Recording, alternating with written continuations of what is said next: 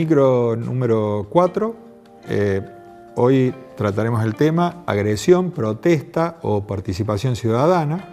Cómo debemos afrontar un mundo en que nos cuesta distinguir si estamos mal o simplemente estamos malos. La situación que uno debería describir es qué está pasando hoy, ¿no? Es que la realidad ambiental está cobrando cada vez más protagonismo. Las problemáticas ambientales están tocando nuestra puerta y con ello crece el número de protestas, tanto en número como también en complejidad de actores que participan y sobre todo en cuanto a las agresiones o a las aristas o a la continuidad que tienen estas protestas, que normalmente culminan en acciones judiciales de muy difícil resolución. La primera cuestión que debo aclarar es una distinción técnica entre qué es un conflicto de carácter socioambiental o un problema ambiental. El conflicto socioambiental es cuando la gente supone que en el futuro se va a generar un problema ambiental. Hay una serie de supuestos. Un caso concreto fue lo que sucedía en la planta de Monsanto. La planta no existía. Por ende, no había un daño ambiental real. Era una suposición. La gente se defendía ante el supuesto, o supuesto probado o no, de que iba a existir algún tipo de daño. Cuando estamos frente a un problema o una dificultad ambiental, la cosa cambia. Ya ahí el daño ya es concreto. ¿Está bien? Ya está. Ya no hay posibilidades. Hay que solucionarlo. En el caso de Cormecor, la futura planta de tratamiento de Córdoba, se haga donde se haga, hoy es un conflicto porque no está hecha. El antiguo predio de Bower, que hay que remediarlo, es un problema ambiental. ¿Cuál es la diferencia entre una y otra? No hay que desprestigiar ni una ni la otra. La gente sufre lo mismo por una cosa o por la otra. Lo que cambia es quién tiene que resolver una u otra situación. Si estamos frente a un problema, se trata de un caso típico de las ingenierías, la física, la ciencia de tipo dura.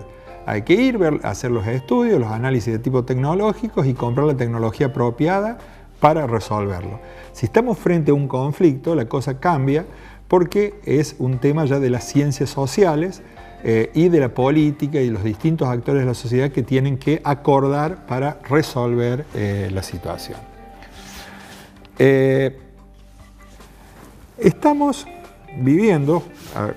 Yo cuando digo estamos viviendo pienso en mi vida, yo tengo 50 años, pensemos en los últimos 40 años, como que es lo que me acuerdo yo y cada cual se acordará de su parte, mayor o menor, regidos básicamente por distintos grados por distintas movilizaciones, ¿no? Una de ellas es la agresión, la otra es lo que es la marcha o protesta y por último la participación ciudadana. Las marchas o las agresiones, sean estas por ejércitos irregulares, por atentados, por lo que fuese, no va a ser motivo de discusión porque así como dije que estoy dispuesto a discutir todo, también como dogma, considero que aquel que utiliza la violencia como recurso o la agresión para cualquier cuestión no merece ni siquiera tiempo, ni en este espacio ni en mi vida. Simplemente es una cuestión de que de eso no hablo. Ahora sí vayamos a las manifestaciones. Las manifestaciones a lo largo del tiempo han ido cambiando bastante. Hubo una época que muchos recordarán, otros han leído en los libros, que es la época en que las manifestaciones eran de tipo trinchera, digamos, donde estuvo el Cordobazo, el Rodrigazo, el Rosariazo, las mismas que hay hoy en Venezuela, donde el objeto de la marcha de la gente era enfrentar un régimen. Eso tenía una salida, la gente salía a la calle con algún tipo de objeto claro, que podía estar enmascarado en algún otro discurso, pero iba a haber un enfrentamiento, se generaba una trinchera donde se daba el campo de juego de ese enfrentamiento. El resultado final, en el caso del Cordobazo, es que en apariencia, después de días, gana el gobierno de Onganía porque termina con presos, se disuelve la marcha, pero en realidad la historia te muestra que ese hecho fue el que mostró el principio del fin de un gobierno que era hegemónico y este Cordobazo lo pudo mostrar débil y termina cayendo. Algo parecido está sucediendo hoy en Venezuela con su mes y algo de protestas y que ha generado más muertos que la bomba madre de todas las bombas que lanzó Estados Unidos sobre Afganistán. El objeto último de esta marcha tipo trinchera es cambiar un régimen político, entonces tiene un objeto muy claro. En cambio, bueno, ya después vienen lo que son las manifestaciones de tipo sociosindicales, donde las sindicales, no voy a hablar mucho en este micro porque es de ambiente, pero se caracterizan por una cuestión, tienen un objeto claro y tienen una vía de negociación. Está el Ministerio de Trabajo, están las empresas, ya está el circuito hecho para saber cómo resolverla. Ahora las socioambientales caen dentro de otro esquema, porque la gente marcha por cuestiones sociales y ambientales, pero no hay ninguna vía establecida para salir de ese primer hecho que es la marcha, donde la gente se para, la ciudadanía se para y dice, hasta acá llegaron, esto nos preocupa. Pero luego no se puede continuar, como en el caso de la sindical, ¿no? Y pensemos en algún ejemplo concreto. Si nosotros, el que tenga niños, sabe que si va al supermercado es posible que el niño se pare adelante de la góndola de los dulces y quiera. Uno puede optar por dos cuestiones. O negocia con él acerca de decirle, mira, te voy a llevar dulce de membrillo, no dulce de leche, porque quieren hacer una torta para tu hermana que lleva de membrillo. O ir a un enfrentamiento que termina de cualquier manera, digamos, no pasan los carros, gritos y demás. En el caso de las manifestaciones socioambientales, entonces, se caracterizan porque no hay canales y porque la gente participa o participamos de ellos por dos cuestiones. Uno, por deseo de pertenecer a un grupo. O sea, marchan los ambientalistas, quiero pertenecer a ese grupo, no quiero quedar fuera. Marchan contra el 2x1, quiero quedar dentro de ese grupo. Marchan por la igualdad de género, quiero estar dentro de ese grupo. Y así se va generando este nuevo colectivo de cuestiones. Ese es el porqué. Ahora, ¿uno desea solucionar algo detrás de la marcha? Esa es la otra pregunta. Si uno desea solucionarla, bueno, el resultado final de una marcha puede ser, el directo es, llevo mi manifiesto, que es la marcha, es decir, basta de esto, y delego en las autoridades que hasta ese momento no se habían interesado por el tema para que propongan una solución. Normalmente la solución no es completa porque a los que vos le delegaste no habían pensado en ese tema. La cuestión más completa en esto sería llegar a esa instancia y proponer una vía de participación para que sea el realmente involucrado el que participe en la solución del problema y no se lo deja a alguien que no es directamente el involucrado y que va a estar, aún con la mejor voluntad, tratando de interpretar lo que la gente quiere. Marchas de este tipo tienen un instrumento, básicamente, que empezaron allá por la marcha de los docentes en el año 97 o los piquetes y demás de los años 90, y siguen más o menos con la misma modalidad, donde a las marchas se empiezan a sumar sectores culturales. Yo recuerdo a Spinetta o a Benedetti en la marcha de los docentes allá del año 97, donde se empieza a dar esos fenómenos culturales que hoy ya son comunes. En la Ley de Bosques marcha Doña Jovito del Rally Barrio Nuevo y hacen recitales, o en lo de Monsanto pasó algo parecido. La cultura se empieza a involucrar.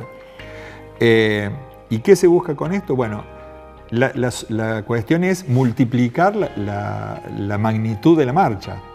O sea, la marcha es pacífica y son miles de personas, pero que a su vez, si está Doña Jovita y hace un espectáculo, ese espectáculo se levanta por los canales masivos de televisión, entonces llega a mucha mayor cantidad de gente y el fenómeno se hace realmente masivo para disparar algún tipo de solución. ¿Qué deberíamos hacer ante esto en estas cuestiones ambientales? Concretamente, Córdoba tiene el problema de Cormecor, el complejo de enterramiento sanitario hoy, y la Ley de Bosques son los que lo tienen realmente a mal traer, digamos, en este momento como los temas claves ambientales, si bien hay muchos otros.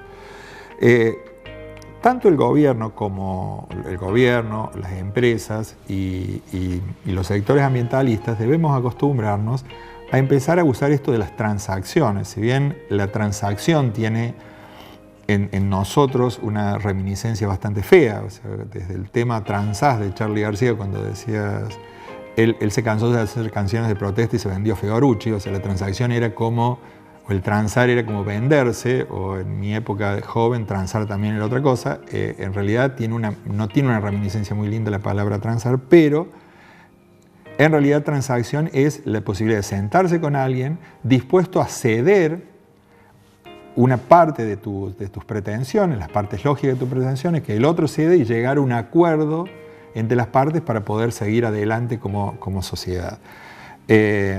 Muchas veces uno confunde transacción con mediación en lo que estoy diciendo. No, la mediación es una técnica que permite que las partes que están en disputa, que no se hablan, que antes de que se generen hechos de violencia o violencia física, verbal o por la sola presencia de otras personas, los mediadores se encargan de facilitar los canales de diálogo para llegar a alguna transacción. Hoy por hoy, Córdoba está regida en los temas ambientales por una ley, la 10.208, que es una ley de políticas ambientales que si hay una palabra que la define es participación. Todo gira en torno a la participación. Y es difícil pensar en participación si no están los mecanismos de transacción. O sea, si uno se fija cómo se desarrollan los problemas, luego de una manifestación hay denuncias judiciales y se judicializa la decisión, cuando en realidad eso correspondería a mediación-transacción. Si no, el caso de Cormecor se dice se está esperando la resolución de la justicia, pero la gente de Villa Santa Ana no se va a retirar de ese lugar porque la justicia le diga que el procedimiento está bien hecho. O sea, ¿qué estarías diciendo? Habilito a que vaya la policía a sacarlo, no sé cuál es la solución. Si es por el no, hay que hacer un proyecto nuevo. Si es por el sí, no tenés ninguna solución. Hasta que no hagas la transacción correspondiente. Y por ende, bueno, por último está esta cuestión, ¿no? ¿Qué es participar o participación ciudadana que dice la ley? Bueno, la participación ciudadana está compuesta de dos palabritas. Participar viene de participar, que es ser parte de algo. Y ciudadano o vecino es aquel que vive a tu lado.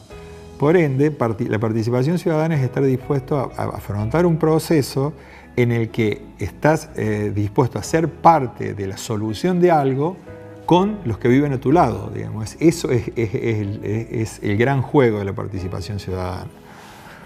¿Cuándo se disparan los mecanismos? Bueno, uno considera que si hace una encuesta ambiental sobre en temas ambientales en general, si hay algún tema donde el 50 o más por ciento de la población manifieste que está en desacuerdo con la forma en que se está manejando, eso ya debería disparar un proceso de participación vecinal. ¿Cuánta gente participa? Dijimos, más del 50% que diga que no. Ahora, ¿cuánta gente participa una vez que se ponen los mecanismos en marcha? Alrededor del 1% de la población. Esos son los valores que uno tiene normalmente. Como ejemplo concreto y a modo de reflexión para la gente de Totoral, el tema de basural, en Totoral, el viejo basural y la nueva planta, próxima ya a empezar sus trabajos de inauguración, fue rechazado, digamos, o fue mal visto en las encuestas por más del 80% de la población la forma en que se viene manejando el tema basural. Más del 80%, con el 50% era suficiente, más del 80% dijo eso. O sea, 8.000 totoralenses tuvieron representados en esa encuesta diciendo no nos gusta lo que se está haciendo. Cuando se llama a los talleres de participación, que son los que finalmente culminan desarrollando un proyecto que es el que se presenta a ambiente, participaron en ese proyecto solamente el 5% de la población, es decir, 50 personas. Entonces, en Totoral tenemos una cuestión que ante la manifestación tenemos casi el doble del estándar, 80% dice que no, pero en cuanto a la participación es la mitad del esperado. O sea, normalmente uno hubiese esperado 100 personas y participaron 50. Por suerte, el proyecto llegó a buen puerto, se ha aprobado y ya estamos trabajando detrás de él, pero esto es una reflexión para que la gente, los vecinos, empiecen a pensar que en todas las nuevas cosas que se hagan, la participación es nuestro bien o nuestro seguro de poder seguir subsistiendo en este planeta.